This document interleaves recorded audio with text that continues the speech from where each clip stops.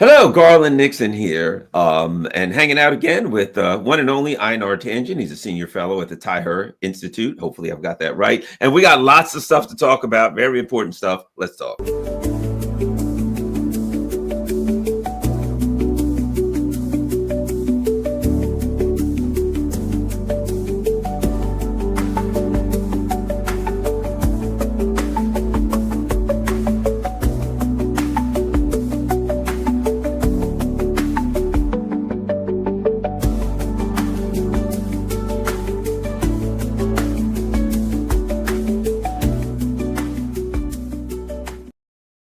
Hello, Garland Nixon here. And once again, we're fortunate enough to talk with Einar Tangen. He's a senior fellow at the Tyher Institute and a founding partner of the Center for China and the World at City University of Macau and chairman of Asia Narratives. He's got a great website. Also, make sure you go there and sign up for Asia Narratives. Einar, welcome back to our humble podcast home.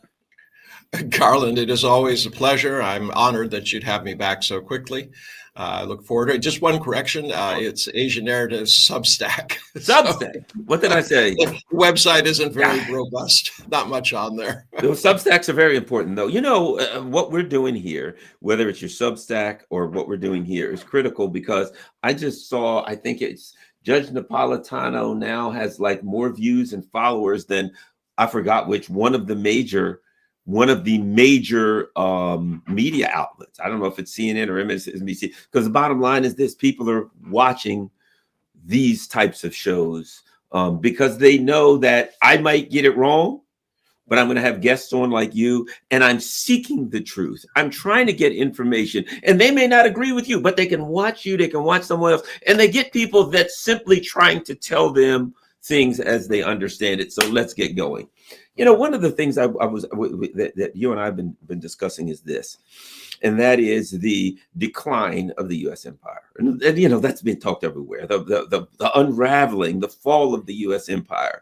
You know, when you look at the U.S. in the 70s and the 80s and look at it now, what are the things that you look at? What are the definitive markers that you see that point to a decline of the fall of this imperial project, shall we say? Well, it's the statistics backed by the fact of experience. And you and I were talking about this just before the show. You know, in the 70s, 61% of Americans were middle class. They did a study last year in 2024 about using the median income of 2023. And what they discovered is only 40% are now classified as middle class. Now, there have been people who've gone up into upper middle class segment, but not 21%. Basically, a third of Americans have in the middle class have experienced a decline since the 70s. You know, you're talking about your own background, how, you know, people could lead a decent life by hard labor, ingenuity, starting little companies and things like this. And today, look around. It's terrible. You know, I really feel for the people who started small businesses. They saw opportunities. They put their own capital and time at risk. And this was supposed to be the American dream. And what has happened? The government has crushed it. They have put up these tariffs, which make it very difficult for Americans to sell abroad and domestically, because everything they bring in, especially if it's coming from Asia, not just China. Remember, China is at the high end, but every other country is also being hit by these tariffs. This is hitting small, medium-sized business entities. And the reason I say that, Garland, is, you know, if there's one untapped force in the world today that could make a difference, could be the new economic driver, especially with the aid of digital tools, it's small and medium-sized business entities. Imagine, you know, you're a beekeeper in West Virginia and you have some incredible honey, and the reason it's incredible is because of, you know, the flora and fauna around you. There's certain kinds of trees or flowers that it gets, and you could get a real premium price for this if you could reach the markets. In the past, though, it was very, very difficult. You need to know export laws and tariffs, and you had to get a bank letter of credit. And then how do you find people who wanted your product? And then once you found them, how do you get paid, and the logistics of getting it there? Now, today, That's gone. You have digital tools where you can advertise online. People who like honey, they congregate in groups, and you can advertise through there. They can direct order; it can be drop shipped to them within days, if not hours, depending on where you are. So there's a great opportunity to have a new economic driver. Government kind of has to stop trying to blame everybody else for its own failings. And what do I say? Own failings. Well, everybody, there's a popular narrative in America that somehow the jobs are stolen. And if not by China, by Vietnam, by India, whoever, somebody stole our jobs. It's not the case. There was a conscious decision by the Washington elites that a strong dollar was good for America. It boosted our capital account. Forces went nuts and things like this. And guess what? It made borrowing really, really cheap. This became like a drug to Washington. They could add, pay a couple of percent in interest rates on treasuries, and then they could just spend it like the drunken sailors on a Saturday night. But what was the other side of this coin? The other side of this coin is a strong dollar makes it impossible for American companies to compete unless they're becoming more and more efficient. They have to go to automation, just to keep up globally, but they have a disincentive, a disadvantage created by the government, and that is the strong dollar. So this was the conscious decision of America's elites in Washington. And now it's everybody else's fault. It couldn't possibly be the bad stewardship of the Republicans and Democrats. This isn't a single piece. This was something they were both addicted to. Cheap, easy money. And it's cost America dearly.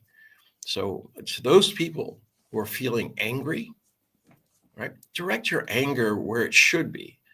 Not at other countries, but at those who have taken your country from what was, we were talking about in the 70s, to this kind of idea of prosperity. Not that there wasn't plenty of problems, Garland. Come on, let's think back. We can, we had the oil crisis. We had the dollar getting off the gold standard. We had, recessions, high inflation, all these things. But it was still possible to have the American dream, to have a boat, a car, a good life, put your kids through college and things like that. And now that has disappeared. Well, one of the things I'd like to ask you about, and that is, I was listening to somebody the other day, and they were talking about, yes, the U.S. is involved in Ukraine, and Russia is more success, very, very is successful, whatever. And they're like, well, Russia only has a $1.5 or $2 trillion GDP. We've got a $22 trillion GDP. And my position was, wait a minute. In the original economic model, one guy had rice and one guy had sugar, and they needed rice, and I'll give you rice, I'll give you sugar, and eventually we'll use shells to represent rice and sugar. But underlying, there was rice and sugar. There was beef and there was salted cod or something, right? Underneath of that. Okay. If you look at Russia, they make steel, actual steel, wheat, oil, gas, right? If you look at China, they make screws. If you want a company in the United States and you got to put things, we don't make screws anymore. You got to buy your screws from China. Screws, okay? What do we make? This is our GDP. What is it? Slabs, student loan, asset-backed securities, right? We have these magical tools, black magic on Wall Street, that somebody puts money in and somebody gets a certain percentage out and somebody puts more money in, and nobody really knows how it works. Even the people that sell it don't know how they work. And then we say we have a GDP, but what we don't have is steel and screws. So I argue that all of this stuff about the United States being the richest country in the world, if you don't make rice and sugar and steel and screws and wheat, it's all a fraud. That's my. What are your thoughts about the whole concept of GDP? When you look at how our money it's made inside a computer with decimal points being moved around. Einar, I can't disagree with you, but I think you're talking about financialization.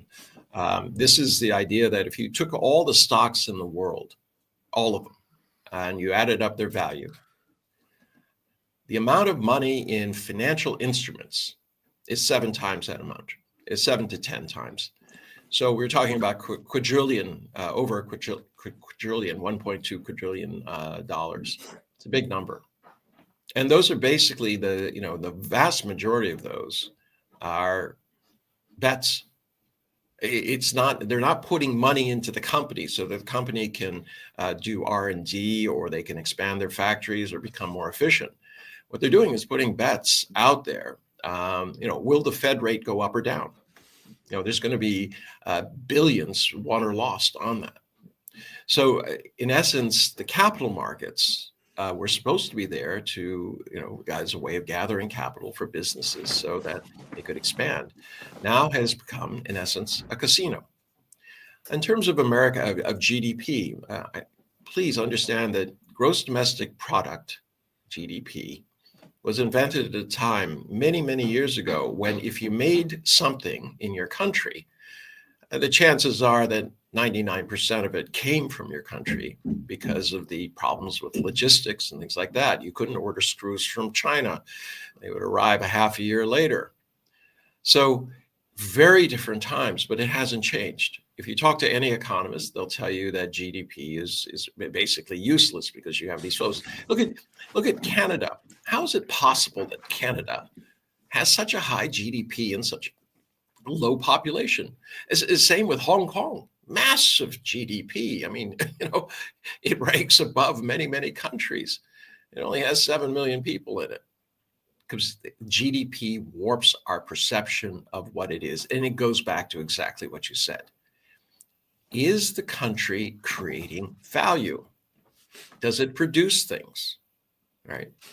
And the answer in most of these cases is no. What happens is you have car companies sending bits and chassis over to Canada to have them painted, and then they're sent back to the US to have this done, and then they're sent back to have the headliners put in and things like this. And that's because it's more efficient, but it hasn't really generated what you perceive to be, quote, value, which is they added a small amount of value, yet the entire value keeps getting recounted. So does America have a problem? Yes. But remember, we're still pretty efficient. I was chairing my state's International Trade Council. This is 25, 30 years ago, 25 years ago. And I noticed that we were shedding jobs in the industrial sector, but actually our output was increasing. And this has been the story since that period of time. We actually have been increasing our output, but the fact is we have not been keeping pace with the rest of the world, which is producing more. And why they're producing more is because our industries aren't competitive in those areas. So we lost whole segments. The Rust Belt, it just didn't happen by itself, right? It happened because we were no longer competitive. Why? Strong dollar. Who's to blame? Washington. Now, you can say, okay, globalization is require adjustments. One country cannot dominate the world forever. And I agree with that. But, let's take the latest things. When WTO opened, right, and China came in 2001, there was a golden opportunity. Our companies, European companies, beat a path into China because there's this labor dividend, incredible. You pay, not even 1/10, you'd pay probably $2 versus $100 a day for labor in China. Wow, and they work hard. So everyone ran over there, and there are huge windfall profits. Well, what did those profits go to? I mean, if I had been in charge of government, I would have said, listen, we've lost something here. American people are hurting. They're being thrown out of good jobs because we've decided to keep the strong dollar. Now we have to be responsible stewards. We need to tax those windfall profits that are being made by moving American jobs overseas. We need to tax those so that we can maintain our infrastructure, keep education strong so that we're prepared for the next economy. Because remember, industrialization, manufacturing sounds good, but it's the past. It's not high margin business. And if America were to replicate, right, the industrial manufacturing base of China, or even 20% of the world, you would have a glut. You wouldn't have profits. There would be massive competition, cutthroat. Only the strong would survive, and the strong would be the ones who reduce costs. So within America, these companies would have to slash costs, including labor costs, in order to stay competitive, or simply be out of business, and whoever put the money in just disappear. So instead of saying, well, we have to prepare for the future, a better future, the digital future, we know it's coming. We have the information revolution, then we have the digital revolution. We should be concentrating, getting our people up to speed, because these are high margin businesses. Whereas if we train our people, put money into education, they can once again have this kind of American middle class dream by producing things that people want, not things you force on them, all right? Things that they want, keeping us ahead in terms of the technology curve. This would have been the responsible thing to do. But, Wall Street has a lot of money, and they make a lot of donations, political campaigns. So this isn't what happened. Our politicians were fueled by this idea that, well, this guy gave me a lot of money. This is an important industry to our state. I can see my way past not taxing him. In fact, not only not taxing, I'm going to give him a tax break. Right? I'll allow companies to hold their money outside the United States and pretend they didn't make profits unless they bring it back into the United States. I'll create loophole after loophole to favor my real constituents, those who give me lots of money. So America's systems broke down because of greed, lack of foresight, and the decisions of those who should have known better to ignore the American people they're supposed to represent. What I hear from you is this, because what people today, what working class, working poor, struggling people today is, you hear this on the street, it's rigged, the economy's rigged, blah, blah, blah. But it sounds to me, and listen to what you're saying, and it makes me think, we usually don't connect the politics with it, not in the same conversation, but they're inextricably linked in that these people, you concentrate a lot of money in the hands of a few people. Lots and lots. Elon Musk, about $400 billion, whoever. I'm just using him as an example. Oftentimes we don't hear the names of these people, right? And then they use that money to influence politics. Okay, cut a deal for me. Money and politics together.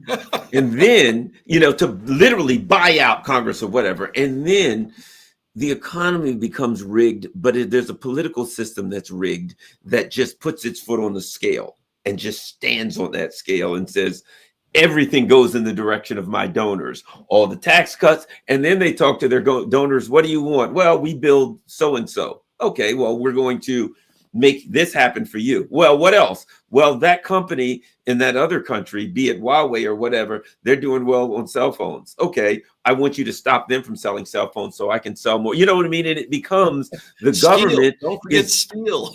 Yes, and it becomes the government is a tool of these, for lack of a term we never use for the United States, a tool of the oligarchs worldwide to try to keep their what's the term I'm looking for? Power and money, greed, their bonuses, their vacation, their multiple vacation homes, their private jets. Yes, everything that they need that no one else should have. And when we talk about really the unraveling of the United States, you can't separate the economics from the politics.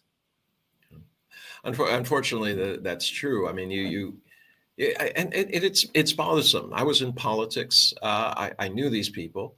I couldn't say that they were devoutly evil, but they had this certain way of always being willing to see what was good for them. You understand what I'm saying? Oh, maybe I could be, I'm a congressman now. Maybe I could be a senator if I just make the right moves. make the right friends. I'll hobnob with people on Capitol Hill. I'll find good pollsters and people who can run my campaigns. And then I will, of course, pay a lot of attention to people who I expect to fund this. I mean, look what it takes to be a senator in the United States. You know, you have to. I mean, this is a long time ago. They had to make a $50,000 a week. All right, they had to bring that in every week. So when I would go to the Hill and talk to people, you know, the refrain was always the same, with a few notable exceptions.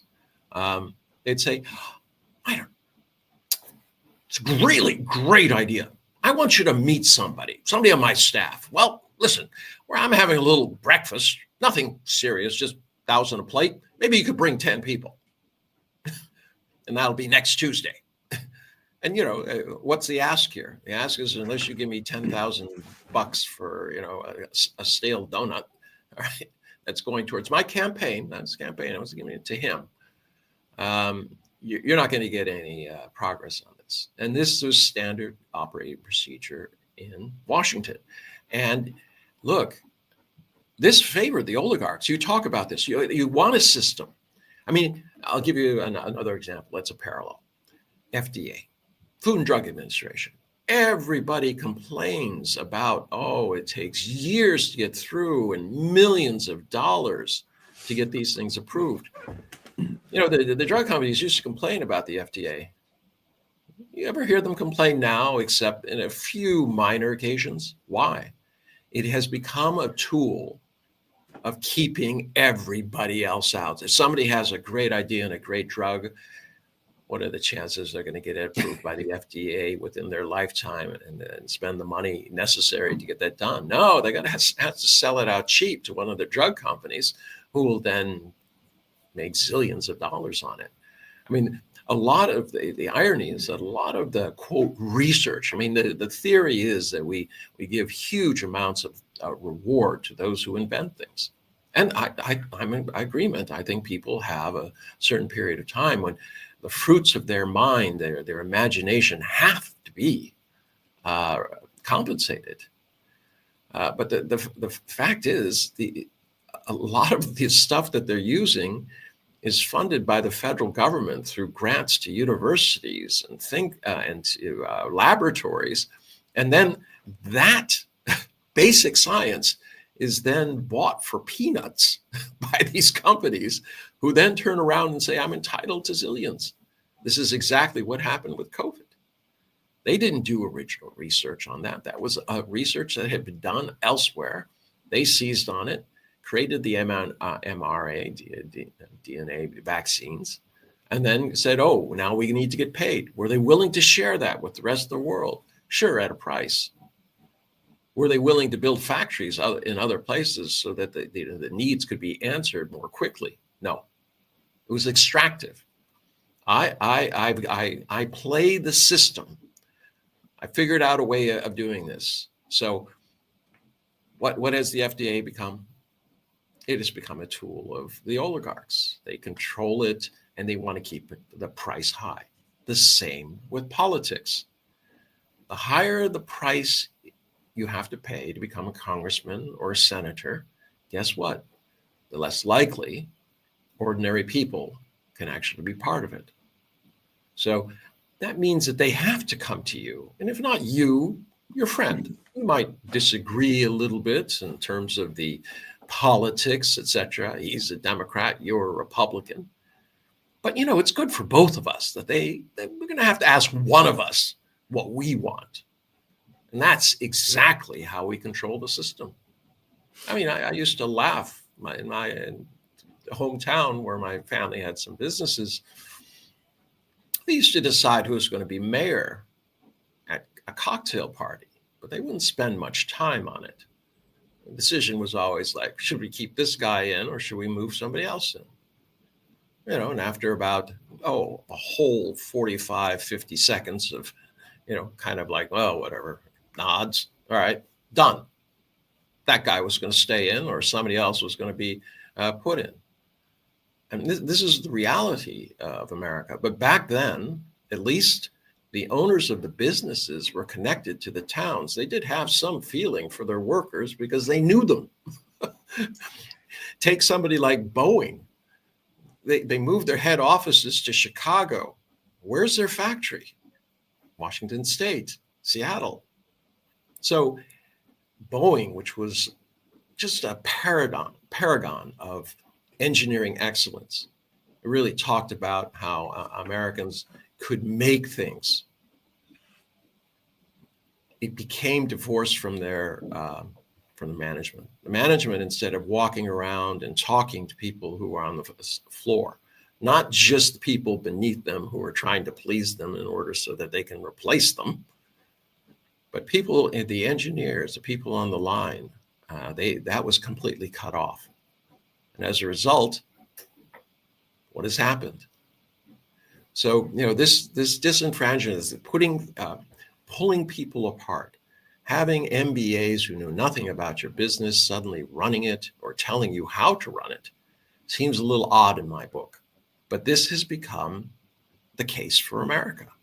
Increasingly, there's no connection between the people who ran a company and the people who are actually working for it. So there's a lot of divisions. We've talked about a number of them.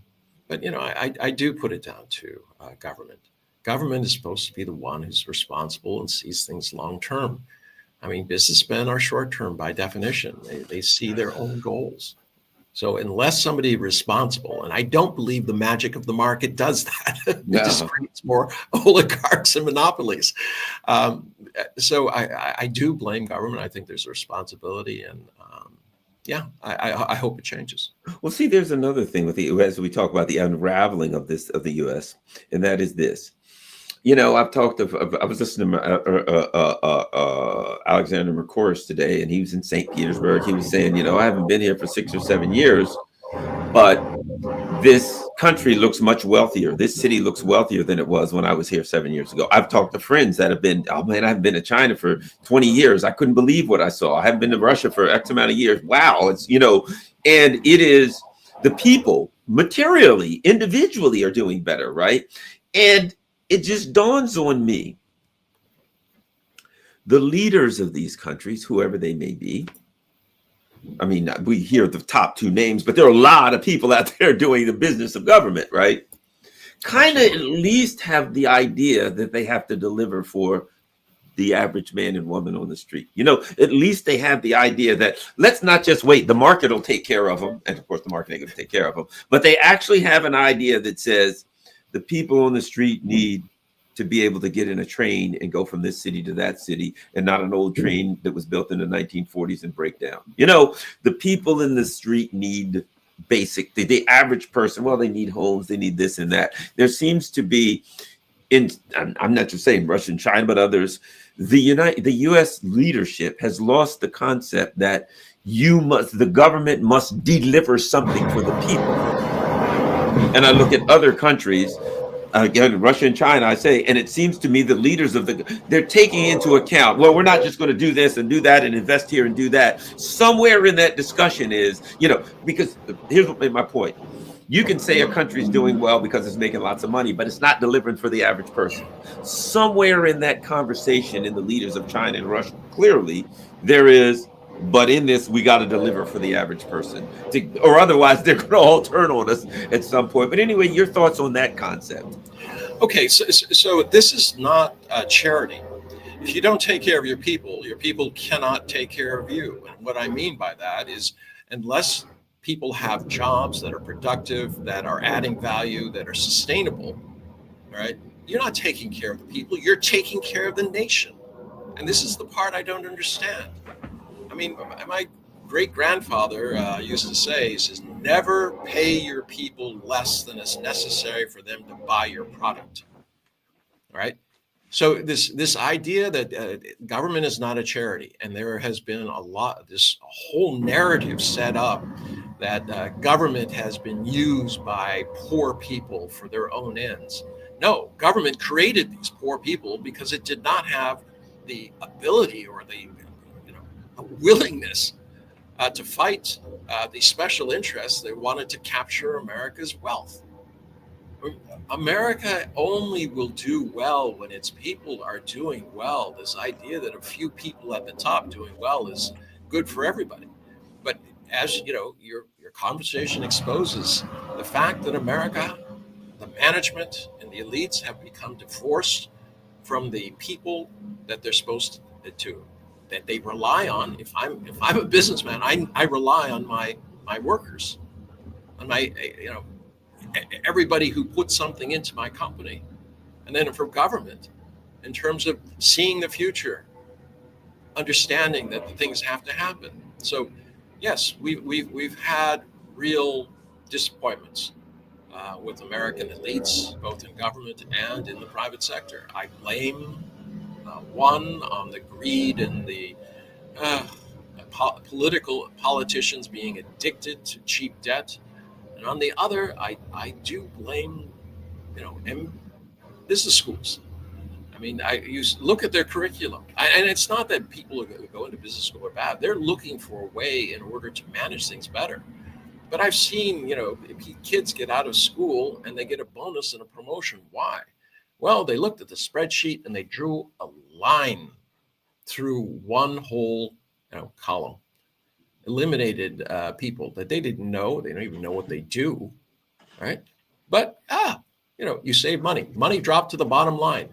No one looks at the consequences of what those changes will be.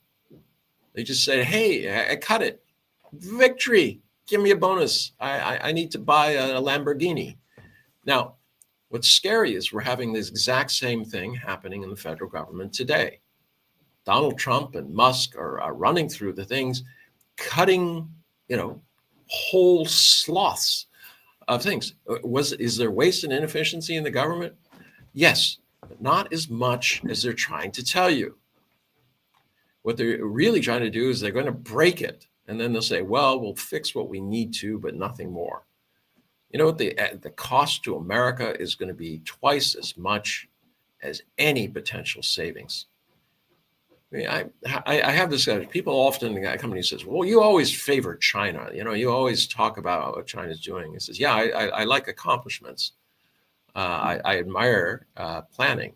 I admire groups that are actually putting something than their own greed at the forefront. But I said, then you must be a communist. So I'm not a communist. I'm not a capitalist. I'm none of those is. What I believe in is good people. I don't know any system that can be run by bad people and accomplish good results. But I know that even if you have the worst system, if you have good people who are really trying to make a difference, they can make a difference. So the only common denominator in my book is good people. And I think that is really, really important for governments and our school systems to do, is to find those people with the talents, with a conscience, and with the ability to make good decisions and put them in the position of making our future for us, not people who are just wedded to their own greed or ego. I think one of the things I see in our system, though, is, we have a system, again, that's coming unraveled because we now have a system that produces bad people. You know what I mean? When I look at, I'm telling you, I was no fan of Joe Biden. He was a warmonger. He wanted war with everybody. And you're in China. China was bad. He blamed China for everything, right? Well, Russia was bad. China was bad. Everybody was bad. No accountability whatsoever. Well, then then they ran Kamala Harris, who was an absolute disaster. Then we get Trump, and now, interesting thing about Trump, let me throw this at you. Here's the paradox of Trump. Trump recognizes there's something wrong economically. The other people wouldn't say it. They'd be like, oh, everything's fine. We're the greatest, strongest. Our economy is great. And the people on the street was like, we're broke. This is not working for us, right? Donald Trump, again, there's a paradox. He recognizes that something is really, really wrong. Now, his recipe for fixing it will only make it worse. That's the paradox here. I can see something that's wrong and I got a plan to fix it. Well, your plan is only going to make it worse. But my point being, it's interesting that he looks at it and says, we got problems, big problems. I'm like, yeah. So what we're going to do is we're going to attack the entire world and infuriate everybody and just blow the whole system up and we'll all starve. And I'm like, well, that's probably a bad idea. So let me ask you this so-called 90-day reprieve for the tariffs, 90 days goes by fast. And I would argue that the size of trade between the United States and China is so huge, it could take months, if not years, to iron through the little details that Donald Trump claims he wants to look at. 90 days, to me, the only thing that can happen is 90 days later, he just says, well, we didn't get a deal. Okay, back to 100 million%, and everything crashes. Meanwhile, if I'm an importer or an exporter, I kind of might just go out of business. I don't know what this, how can I order something when I don't know what it's going to cost? And my order is for school clothes in August. That's past 90 days. I don't know what it's going to cost. I can't make that order. Well, you're really hitting the nail on the head. It's the uncertainty that he's creating. If somebody puts a policy in place, you might not like it. It might put you out of business, but other businesses can plan around it, right? You can say, okay, this is the reality. What do I have to do to make a profit? But when you don't know what's going to happen, you cannot make a move one way or another. I mean, it's the reality of the game, man. If you're a businessman, I say to you, hey, listen, you want to invest in school clothes? What? At what tariff rate? Well, I really don't know, but let's jump off that cliff. We can hold hands, do it together. Maybe the rocks below are soft. Maybe it's just sand. Maybe it's a pot of gold. That's not what businessmen do. As far as Trump and realizes something wrong, he taps into this, this anger that is out there because people know that there's something wrong. But he's really just enriching himself. The reason Biden can't go against the system is he's been an accessory for 50 years. How are you going to say, oh, the system's corrupt, we screwed you over, things aren't really very good, I'm at fault, let me try to fix it? Okay. No, I don't think. 50 years later, he was wedded to defending a system that he created and that he wasn't going to walk away from. If pride, if nothing else. But what has Trump done? He's broken lots and lots of things. Has he fixed anything? Can you point to anything that he's fixed? The war, that was going to be over in before I'm elected, it'll be finished. Then it was one day, 24 hours. Now it's complicated. Now, screw it. I don't want anything to do with it. I'll take a stab at it here and there just to see if somebody will give me the Nobel Peace Prize. But what is really, really frightening is, this. He fails on the economy. He makes a massive bluff, attacks the entire world, and it is rebounding on him.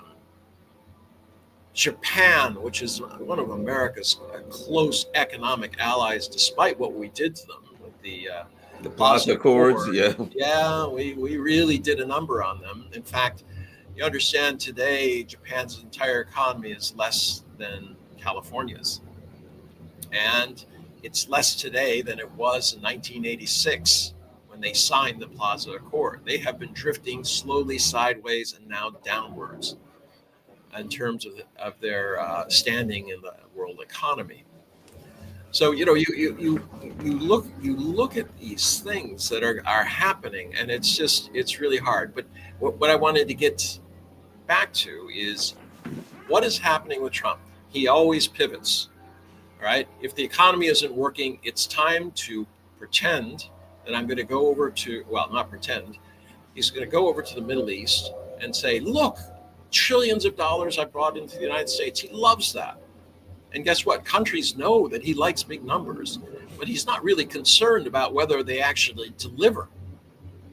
Remember Terry Gou, Foxconn, talking about in Wisconsin, they're going to have a huge thing, 13,000 jobs. It was going to be amazing. It was going to put America back in first place. Now, making television sets, not even the television sets, just, a part of the television, except they wouldn't spring for the glass that was necessary. So they decided to, we got $3.5 billion worth of subsidies. Gee whiz, We can do something else with it.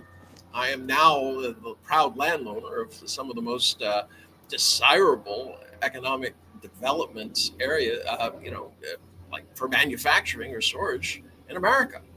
Got it so cheap. It was farmland. They rezoned it to industrial. They put in roads and rail and power and sewer and water and gas and communications.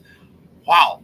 I just have to wait for people to come and ask me to be in my new industrial park, and I don't have to produce anything. And that's exactly what happened. Where is Donald Trump going back and saying, I'm disappointed? Where is he going back and checking any of the things that he said he was going to do or he said he fixed? Nowhere. So he's delivered nothing, but his family doing very well. His meme coin and his wife's meme coin and their digital assets exploding with money for them. And I'm sure it has nothing to do with the fact that he will drop hints as to when to buy, and people do it. But, that's a short-term grift. How long can that continue? But going over to the Middle East, getting a $400 million jet from one country, getting billions through his sons who went before the trip when it was announced and basically took the collection hat and went around country to country saying, what are you going to give me? They got golf courses in Malaysia. They got rights to build buildings in most of the Arab capitals, if not the capitals, and desirable things. They got business deals. We're talking about billions of dollars. So once again, Trump, he understood that there's anger out there. He tapped into it, but what is the purpose of it? Is he making America great again by destroying it? No. What he's doing is making Donald Trump rich again because his fortunes were not good for quite a while.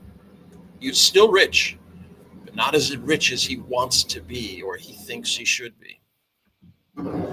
Here's a perfect example of what we're talking about. Let me show you this. This is Washington, D.C. today.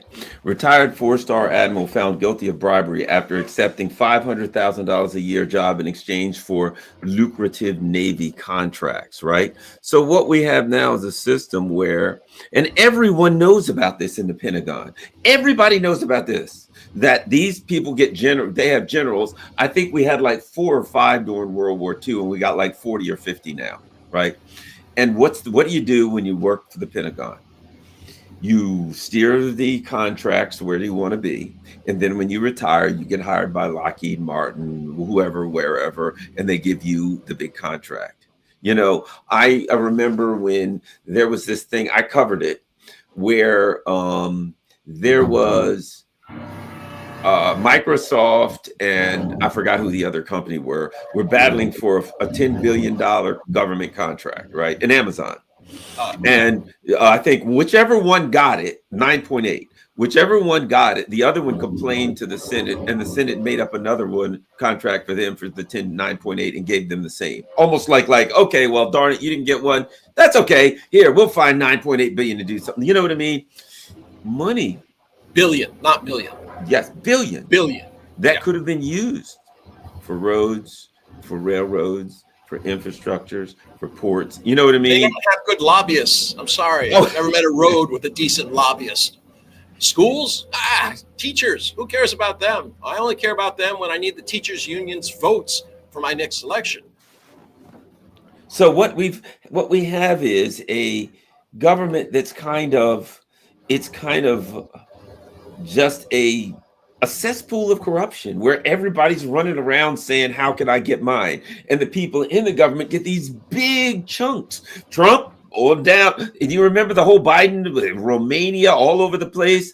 You've got, you know what I mean? The Clinton Foundation, hundreds of millions from all over the world. And you look and you're like, these people in our government from top to bottom are just enriching themselves. And as I said, what goes back to what I said, if you live in China or Russia, you're living maybe even a little or maybe a lot better than you were 10 years ago. If you're living in the United States, if you work for the government, You're very powerful. You're living a whole lot better than you were 10 years ago. But as far as the rest of the people, they don't deliver for the people at all. Yeah, I mean, that's how revolutions start. And I'm not advocating for a revolution in the United States. I'm just saying that there has to be some revolutionary thinking. We just cannot continue with this idea that we're going to screw our people and then they'll accept it. It really goes back to, having you keep pointing to these models where people are better off. In the United States, what we do is we create a narrative. Most Americans think that if you went to China, you'd see people with machine guns on every corner, basically a drone following you around, that you'd be unsafe, that you'd be subject to seizure at any moment, that your personal effects would be searched at random on the street. There's nothing further from the truth. You can walk around at 4 a.m. in Beijing or almost any city in China without any fear of anything. You're not there. The policemen don't have guns. They're only special policemen like SWAT, call them police army, that actually have guns. They don't walk around on the street. All right. You have do bad things happen here? Absolutely. But on a scale that's infinitesimal compared to the United States, where we accept. Do you know there's school shootings going on now and they're not even reported? People don't care anymore. That's old news. Oh, another school shooting. Oh, well, somebody will say that's bad, but nothing's going to change. So people have accepted this. So the power of narrative being used on social media through the media groups themselves. So we were talking about many people don't want to listen to the news because they think it's been co-opted, either pro or against, for or against their side. People say, "Well, I'm Democrat. I listen to CNBC or CNN or something. I'm a Republican, so I listen to Fox News." No one is listening to each other. So busy in their echo chambers, they're not concerned about the real pain that is out there, people who are suffering. And this is a charity. This is the thing I hate. The narrative is that these people want charity. They don't. They want a job and they want to have a decent life. I mean, is that a crime? It used to be the American dream. This is how topsy-turvy it is. China's wrong. They use the narrative that China is somehow evil and terrible to hide our own failings. And then within the United States, we say, let's have class warfare. Let's make it all the fault of the poor because they're lazy and stupid and they deserve to be poor. Donald Trump belongs or has been affiliated with a pastor who has a couple of jets. And her thing is the gospel of prosperity. God loves you. He makes you rich. If he doesn't love you, you're poor. I mean, this has been something that goes back to the Puritans in terms of an idea. But still, I mean, this is not the America that I think the vast majority of people want. And it's Calvinism. Yeah, Calvinism, it right? Disgusts me. Yeah, it disgusts me that people look down on others simply because they haven't had the luck that they've had. I always say to myself every morning, I'm so lucky to have what I have, and because of that, I'm generally fairly happy. Discussing things like this makes me a little bit sad, but I'm still hopeful that people will wake up and they'll realize. We don't need a revolution. We just need responsible government that plans for the future, that takes into account the needs of Americans. Let me ask you this. One of the things I think that is of consequence is they've been able, the U.S. government has been able to kick the can down the road for so long.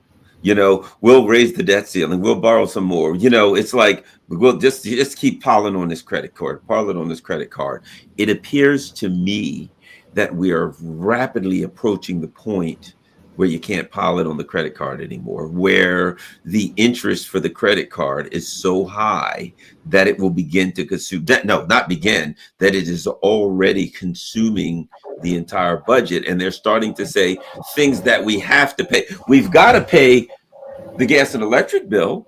We've got to pay, we keep gas in the car. We've got to pay the insurance for the car. We've got to pay certain things.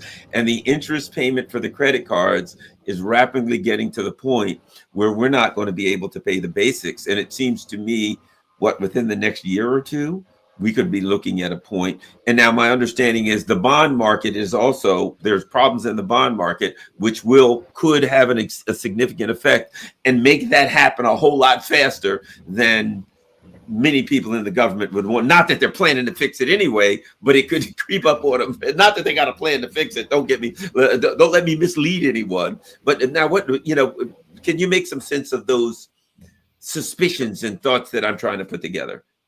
Okay, so when you have $36 trillion in debt, and by the end of the year you would have 38 trillion. Now remember, the American budget is approximately 6 trillion. 1/3 of that, 2 trillion, is borrowed each year. Out of the money that's borrowed, 1 trillion goes to pay the debt, interest. Not retire the debt, just to pay the interest on our debts. So we're not paying a penny on the principal. No. It's quite the opposite. We're borrowing more. We increase the principal every single year, and then we just borrow more to do it. So 2/3 of our budget, $4 trillion, is raised through taxes, all right, revenues of the state. Now, Donald Trump has decided to fire a good portion of the IRS. So I imagine, I'm just going to throw it out there, that collections are going to be down when people know this. He's also said things like, well, if you bribe somebody overseas, whatever, we're not going to prosecute you. It's still a federal crime, but we're not going to prosecute you. My guess is that opens the door to a lot of corporations thinking that, well, if I can bribe people overseas, what's the difference between not paying my taxes? You start down this idea that it's okay to be completely illegal, and it ends up poorly. Now, so that's where we are. We're borrowing more money. We're borrowing money to pay the interest on the money we borrowed, which we're increasing. So your credit card bill goes up by $100,000 each month. All right. And what you do is you take another credit card and you pay the interest that's accumulating. At some point, things got to give. Add on that, he wants to add this new beautiful budget, which is going to increase, according to the most conservative, the range is 3.5 trillion to 6 trillion will be added on, in addition to the 2 trillion that we already know is coming, will be added on. So it will be somewhere around $42 trillion within the next year or so. Well, okay, so you're increasing your debt.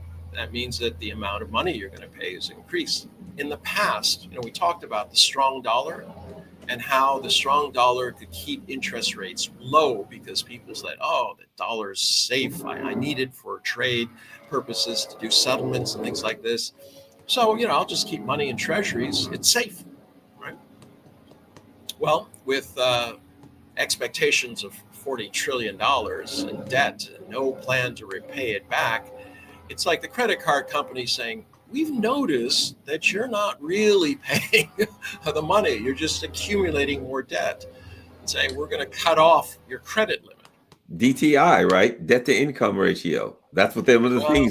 We're not going to lend you money to buy that car because you make $100,000 a year and you got $150,000 a year in payments. No, we're not lending you money because you ain't going to be able to pay it. DTI, debt to income ratio.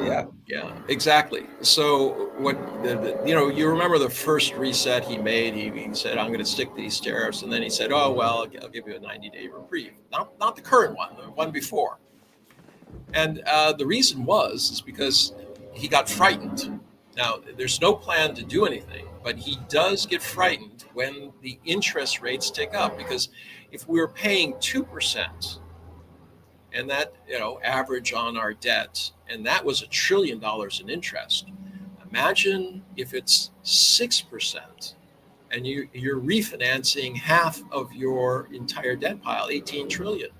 So you take 6% of 18 trillion, all right? You had 2% of 2 trillion, you put it together, your interest has doubled. You went from 1 trillion now to 2 trillion. Now, if the dollar continues to come down, it's down about 9% since Donald Trump entered office. What does that mean? That means that I'm not going to take a risk on holding treasuries if those treasuries that I buy them in dollars, if those dollars are going to be worth less in the future. So you have Peter Navarro saying, hey, we need a 30% decrease in the rate of the dollar to make American goods more competitive. Well, I think he's, as usual, insane. He's a quack. He knows what. Yeah, I know. You guys are just a complete. Well, you should look up the article where the people who gave him his PhD thesis, they were on his PhD thesis committee, and they decided to give it to him kind of out of pity because they didn't think he would do any harm. I think they're rethinking that right now. In any event, so let's say I'm expecting a decrease, 10%. That means that original part, 6%, I have to add in what I think I'm going to lose. 10% of $100 is $10. So if I'm buying 2-year treasuries, I need to get that money back in addition to what I expect to be my profit. So all of a sudden you're up another 5%. That would kill us. That literally would. I mean, if we start getting at that 11 or 12% interest rates, we don't have a means. It would eat up our entire budget. The U.S. could continue to print money, but printing money would cause countries just say, okay, so they're further weakening the dollar. I'm going to add even more, and you're going to get a inflationary surge that will be equivalent to what goes on in Argentina and places like that, which we always poo-poo and say, oh, that could never happen to America because we're America. Actually, it can, and it has. And this is what is really frightening, is that we have people who are at the controls, who are driving the good ship America, and they're it's already hit a reef, and instead of trying to repair it, they're diving into open waters in search of who knows what. There's no direction. There's no end game. I mean, do you ever stay awake at night and wonder, what is the end game? Where are we going with all of this? I mean, the idea that we can subjugate every other country on earth and make them support our economy, is that an end game? It sounds like Hunger Games, but it doesn't really sound like something that's sustainable, even if you could do it in the short term. I'm just going to throw it out there. They might take this personally. They might not like it. They might, countries that are poor who can't feed their people might not feel that they should be supporting a very wealthy country, that they should be giving over their resources at a cheaper rate so that people in America, not the ordinary people, but a few people at the top, can enjoy bigger profits. Yeah, it sounds like a hyperinflation spiral. That you're basically talking about a spiral that goes to hyperinflation and just continues. There's no way out at that point, because there always is a way out.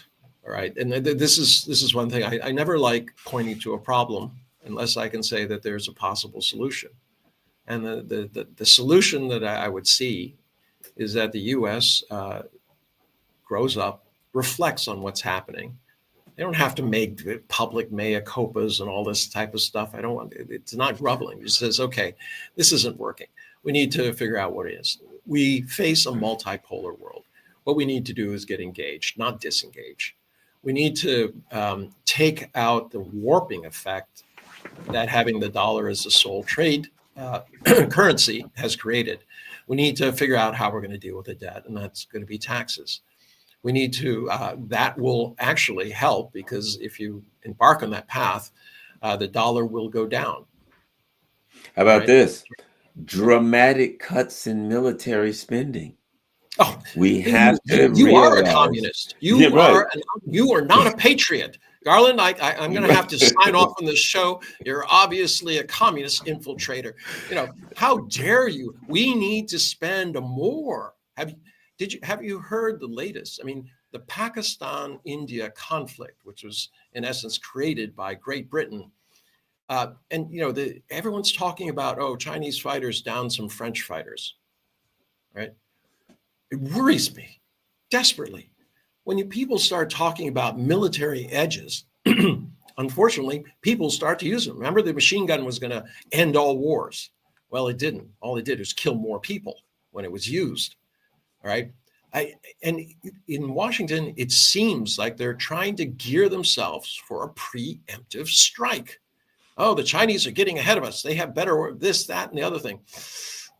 We don't have any choice. We got to go to first option. That's first strike. You know, what are our casualties going to be? I mean, it's something out of Dr. Strangelove, literally. You know, the people who are running the military are like, well, as long as there's one of us and none of them, we won. Right? Yeah. And it's frightening. I mean, this is where it's heading. I mean, I was on a show the last night, and they were talking about wanted to say, oh, it's great. You know, the Chinese, we can whip anybody. I said, no, you don't know that. And then you had some chap from Great Britain who was, talking about the superiority of Great Britain and how all these little people are involved in terrible things and how it's all China's fault. And it didn't reflect on what Britain's role in this was or anything like that. These are the things that got kind of odd. I mean, and this is the problem. I mean, we're part of social media. We'd like to think that we're the good part. Everybody else thinks they're the good part, but there are some very, very calculating people out there who are, in essence, weaponizing narratives for their own ends. And this is really bothersome because this will lead to real world consequences. Absolutely. Well, thank you very much. And, the U.S., let's face it, it just lost a war to Yemen. I mean, to say that our military technology ain't what it used to be would be an extremely, no, here's the truth of the matter. It's like everything else. Technology evens the playing field. In the days when you could just go into Yemen and just do whatever you wanted and they couldn't defend themselves are over because there's military technology that people can buy drones off Amazon, for God's sake. You know what I mean? The technology that people can buy, defensive technology, is very, very effective. And the distance between the guy with the big gun and the little gun ain't what it used to be, which means that you have to use more civilized manners to fix your, diplomacy. Yes. Oh my God, that word, the D word. It's a dirty word. It's a dirty word. It's been banned in most countries, especially the United States. Yeah. But it's worth a shot. Exactly. That's what we need to do. So we will see what happens. But I certainly appreciate you coming on, and always a pleasure. Another great conversation as always. And again, 90 days, they'll say, okay, we've got 90 days, as if that's a long time. It's gone like that. Do you know that the number of containers the day after they announced that went up by a multiple of 570 times? I can believe that. Everybody is trying desperately but the problem is, what happens after 90 days? There's so much uncertainty. Who's going to start a business? You're going to start a business? Or even orders make it. Well, I'll put it like this before we go. Let me say this. I know a couple of people, from brothers, and they wrote small songs, and they wrote songs for what became a major group, and they made a couple $1 million. Got a check for a song they wrote for a couple $1 million, right? You know what they did? They made some contacts in China. They went over, they toured some factories. They came up with an idea for a amplifiers and speakers and stuff like that. They came up with their logo and all that kind of stuff. They found some Chinese companies that would make the ones they want and make their logos, and they shipped them, and they started making pretty good money doing that, right? Great. Let me ask you this. So they got a couple $1 million.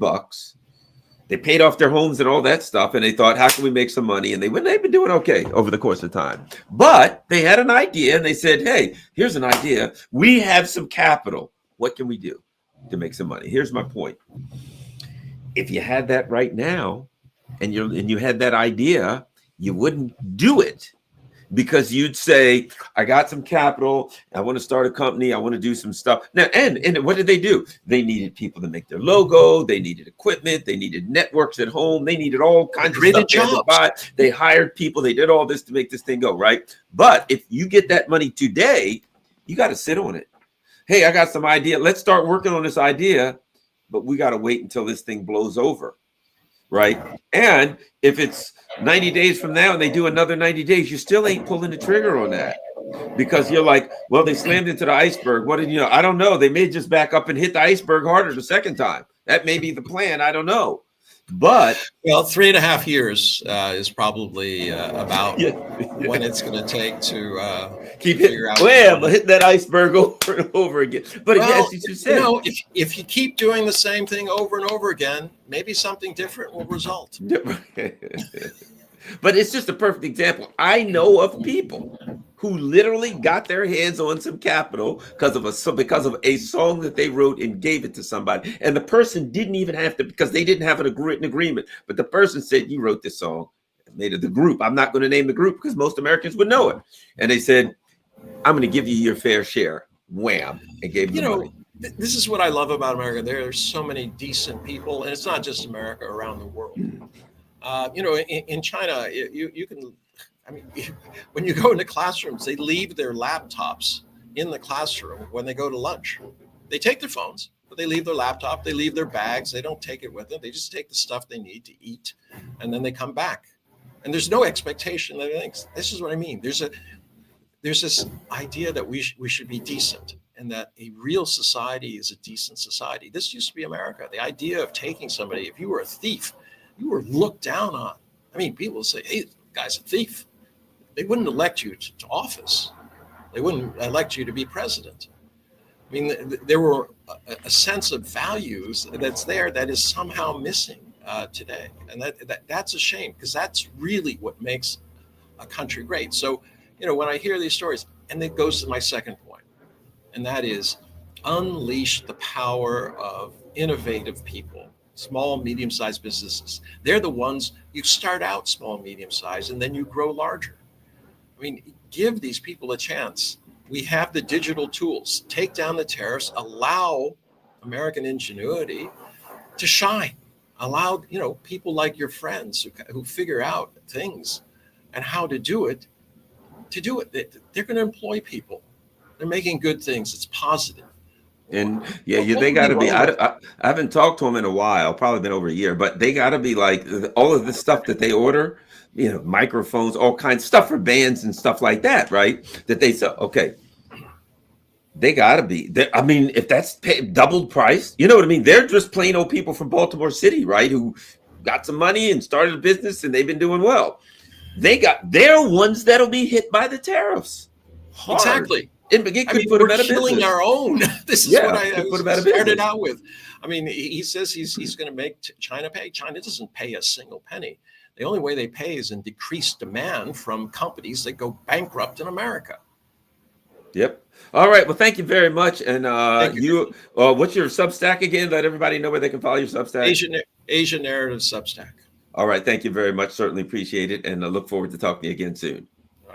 All right, everybody, don't forget the most important thing you can do, everyone in the chat, we are alternative media, and, we don't have Boeing and Pfizer and Lockheed Martin and Walmart and all of those people supporting us. And so you can share this on all your social media platforms and people will get the opportunity to see this. There's no advertising here. There's just people like you, all 606 people in the chat right now. Please go out, share this on all your social media platforms. Thanks a lot. We're out.